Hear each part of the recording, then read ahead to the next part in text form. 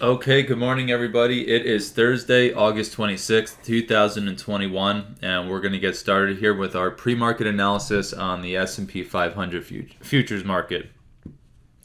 Let's go ahead and I guess just to kind of summarize what's been happening here over the last few days, we're kind of stuck in a little bit of a sideways choppy area here. Looks like they're trying to slowly chug higher here. You can see that.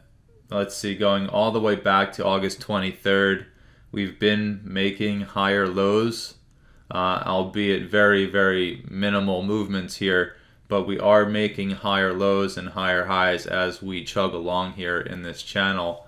So let's take a look at our ultra high time frames here and just kind of dial down from there and see what this story is saying this morning. So let's jump up to our quarterly chart, and again, really the same exact thing I probably said 2 or 3 months ago. Chart looks extremely strong here with no signs of exhaustion. When we go to our monthly, it's the same exact situation.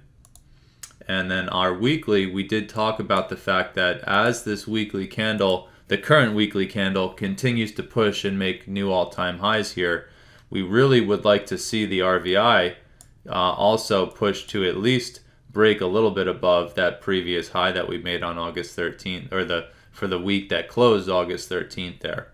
So we'll see. We do have all of today and all of tomorrow for this to finally close.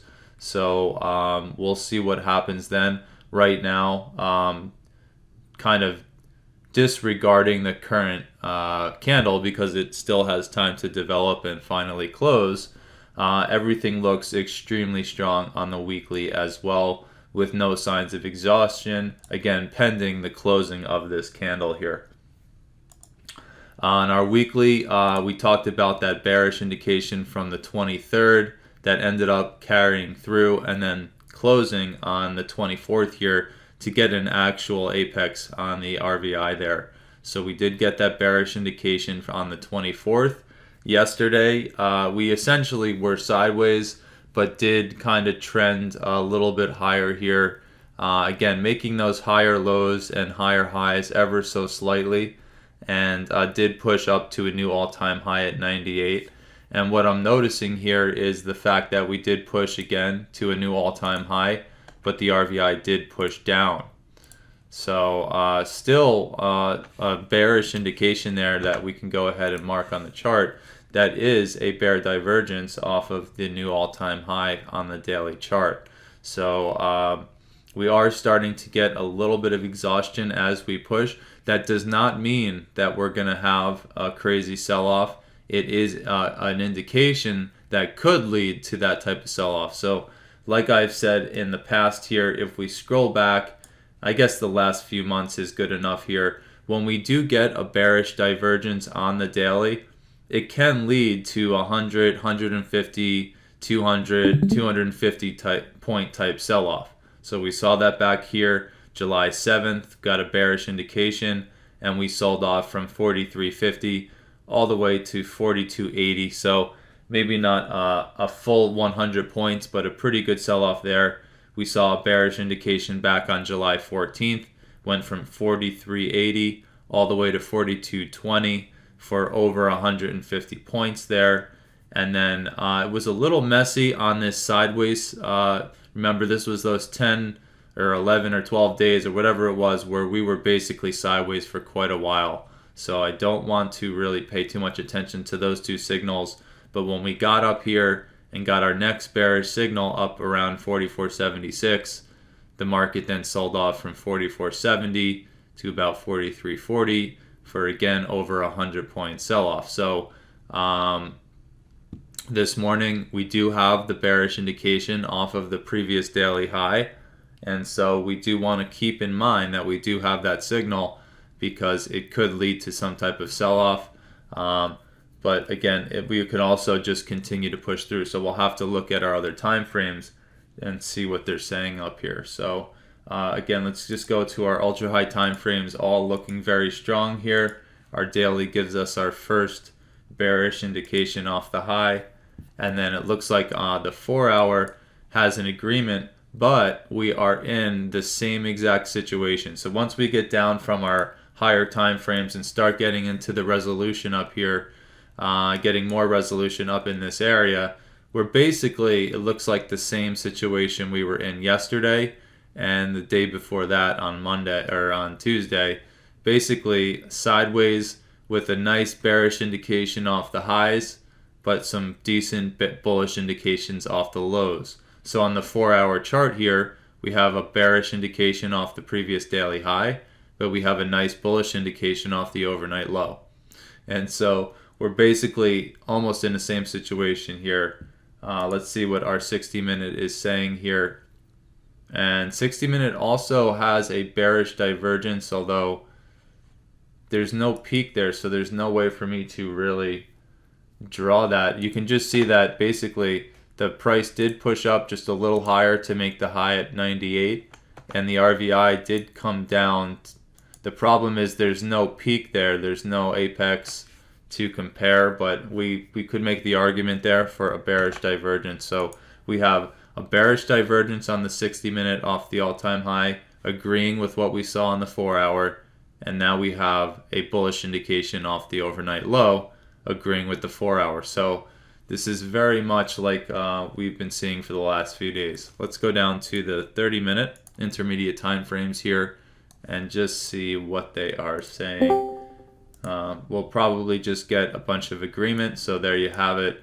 Pretty nice bearish divergence, and there at least we have a peak. If you look down to the RVI, at least there's a little hump right there that we can compare, but we did get that bearish indication there off the previous daily high, and we're getting bullish indications off of all the lows here, including the overnight low.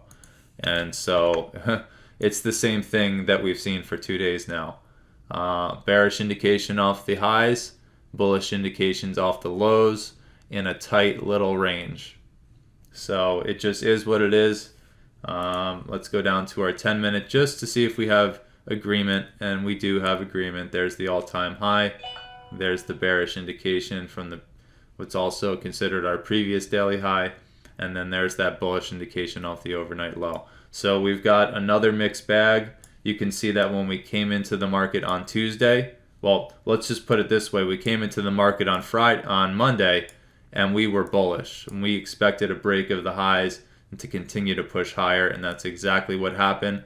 Then we came into Tuesday, and it was basically a weird situation, being sideways with counter indications on both sides, and then the day led to a tight range. We came into Wednesday, same exact situation, saying that we were basically stuck in a tight range. It's going to be a little bit difficult. We did get a little bit of a trend coming out and got, whatever, maybe a 10-point push total, but then we pulled back, and now we're back right in the middle of the range here again with the same exact indications. So unfortunately, this morning is another mixed bag with essentially all of the same number of indications that we had on Tuesday and Wednesday here. So for now, we're just going to have to take it level by level, signal by signal. If they can break above the previous daily high at 44.98, then the bearish indications that we're getting on the 10-minute up to the 4-hour or up to the daily will be negated.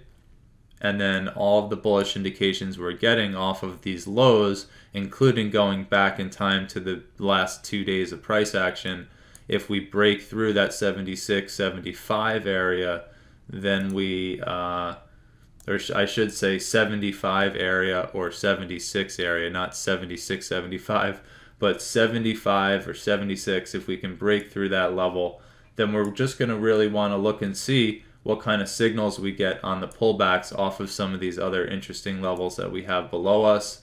And there's that high right around 75 to 76 there, all the way back on August 16th. That is holding the market up. So if you're wondering why the market is bouncing here off of this 76 area, just zoom back and look. That's where we had essentially, I think that was our previous our all-time high from back at mid-August. So we're holding that right now. Would be a nice bullish case if they could continue to hold it and continue to push. But just keep in mind, if they do sell off and break through that 76 or that 75 level, we do have some decent levels below us to look for signals to take it long to see if we can get a continuation higher. And we also have to keep at the front of our minds here that we do have a daily bearish divergence off the high. So that could spell some type of correction in the market. And we'll just have to see what the market does this morning.